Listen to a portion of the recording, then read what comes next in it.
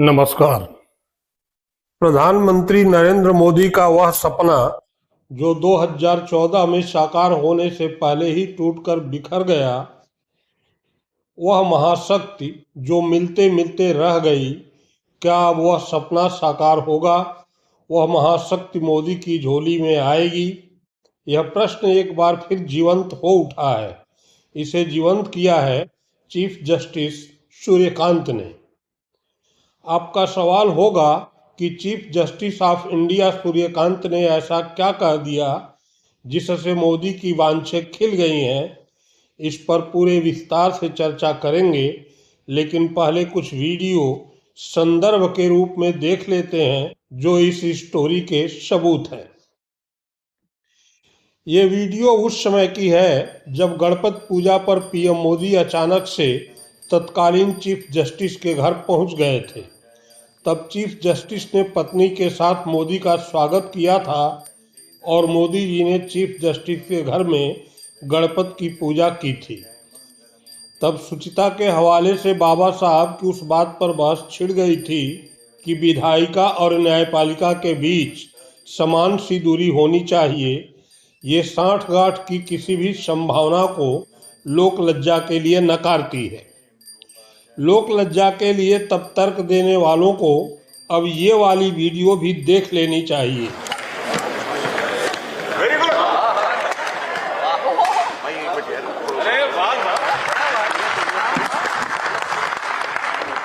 भाई तो पीछे हट जाओ थोड़ा सा।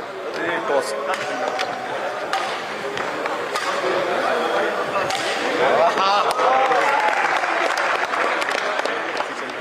टॉस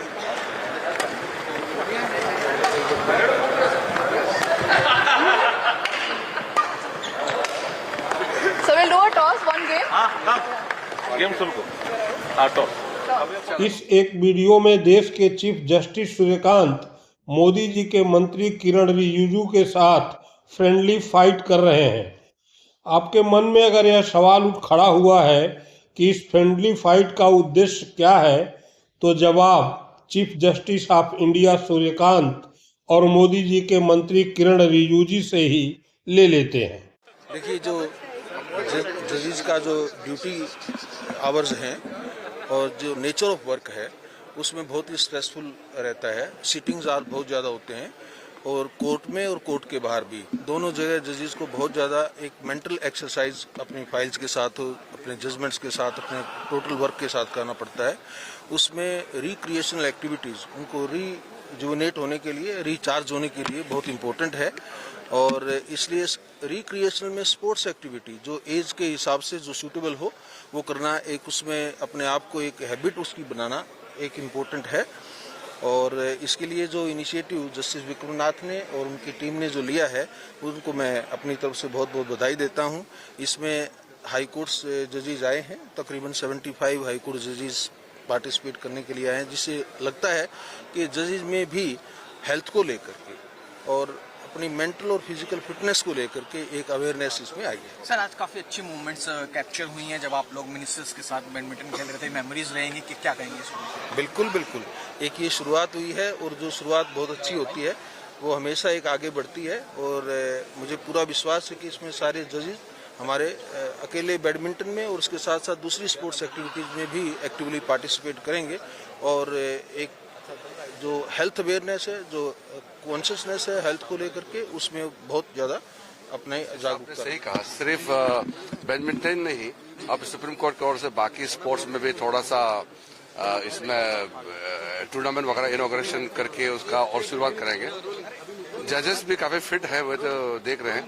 सुप्रीम कोर्ट के जजेस और हाई कोर्ट से भी काफी जजेस आए हैं, तो इससे काफी माहौल अच्छा हुआ। और ऑल इंडिया जजेस बैडमिंटन चैंपियनशिप ये कई साल से चल रहे हैं। आज चीफ जस्टिस और बाकी सुप्रीम कोर्ट जज, हाई कोर्ट जज के साथ हम लोग थोड़ा सा खेला है, इनॉग्रेशन हुआ है। मैं बधाई देता हूं सारे जजेस को। अच्छा खेल खेले, खेल भावना के साथ खेलेंगे और अच्छा टूर्नामेंट होगा। अब आते हैं असली मुद्दे पर, मोदी जी के सपने पर। NJAC अर्थात राष्ट्रीय न्यायिक नियुक्ति आयोग पर, जिसे गठित करने के लिए मोदी जी ने प्रधानमंत्री बनते ही 2014 में 99वां संविधान संशोधन कर डाला था। इस अहम संशोधन के जरिए मोदी जी जजों की नियुक्ति में विधायिका की पहुंच चाहते थे। संशोधन के जरिए कॉलेजियम की जगह एनजेएसी के माध्यम से जजों की नियुक्ति की ताकत चाहते थे। एनजेएसी में सुप्रीम कोर्ट के मुख्य न्यायाधीश के साथ सुप्रीम कोर्ट के 2 वरिष्ठ न्यायाधीश तो रखे गए, लेकिन इसमें कानून मंत्री और 2 अन्य प्रतिष्ठित व्यक्ति को शामिल कर जजों की शक्ति शून्य कर दी गई। तय किया गया कि कोई भी फैसला बहुमत से होगा और 2 सदस्यों को वीटो पावर दे दिया गया। यह एक तरह से वैसे ही हो गया जैसे मुख्य चुनाव आयुक्त की नियुक्ति में होता है। 3 सदस्यीय समिति में एक मोदी जी हैं और दूसरे अमित शाह। तीसरे सदस्य के रूप में नेता प्रतिपक्ष राहुल गांधी को रखा गया है, लेकिन वह चाहकर भी कुछ कर नहीं सकते। एनजेएसी में भी कुछ ऐसा ही हुआ।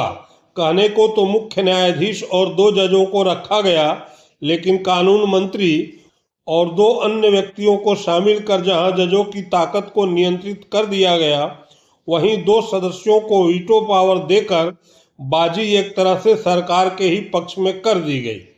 लेकिन सुप्रीम कोर्ट ने एनजेएसी को खारिज कर दिया। भारत के सर्वोच्च न्यायालय ने 2015 में supreme court advocates on record association बनाम भारत संघ मामले में एक ऐतिहासिक फैसला के माध्यम से एनजेएसी को रद्द कर दिया। कारण के रूप में कहा कि एनजेएसी ने न्यायाधीशों के चयन में बाहरी सदस्यों को अनुमति देकर न्यायिक स्वतंत्रता को कमजोर कर दिया है। इसमें कानून मंत्री के होने से राजनीतिक प्रभाव को लेकर चिंताएं पैदा हुई। गैर न्यायिक सदस्यों की वीटो शक्ति ने मुख्य न्यायाधीश के अधिकार को कमजोर किया। सुप्रीम कोर्ट ने एनजेएसी को खारिज कर पूर्व की व्यवस्था कॉलेजियम प्रणाली को पुनः बहाल कर दिया। इससे यह सुनिश्चित हो गया कि न्यायाधीशों का न्यायिक नियुक्तियों पर नियंत्रण बना रहेगा। मोदी जी की सरकार जजों की नियुक्ति में हस्तक्षेप नहीं कर सकेगी।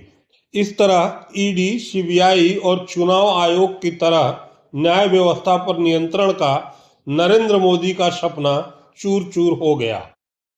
लेकिन अब लगभग 10 साल बाद chief justice of India Suryakant ने यह बयान देकर सबको चौंका दिया है कि वह खारिज हो चुकी एनजेएसी को फिर से स्थापित करने की याचिका पर विचार करेंगे।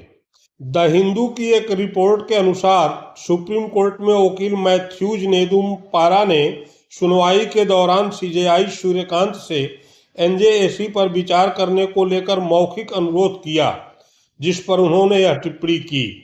2015 में सुप्रीम कोर्ट ने संसद से बने जिस एनजेएसी कानून पर और 99वें संविधान संशोधन को असंवैधानिक कहकर खारिज कर दिया था, अब अगर उसी पर सुनवाई होती है और उसे मंजूरी मिलती है तो न्यायिक प्रक्रिया में भी मोदी जी का हस्तक्षेप सुनिश्चित हो जाएगा। यह मोदी जी के लिए किसी महाशक्ति से कम नहीं होगा। ऐसे में यह सवाल बनता है कि मोदी के मंत्री के साथ बैडमिंटन खेलने वाले chief justice of India Suryakant क्या मोदी का एनजेएसी का सपना साकार करेंगे? मोदी को वह महाशक्ति देंगे जो उनके पूर्व सुप्रीम कोर्ट ने देने से मना कर दिया था?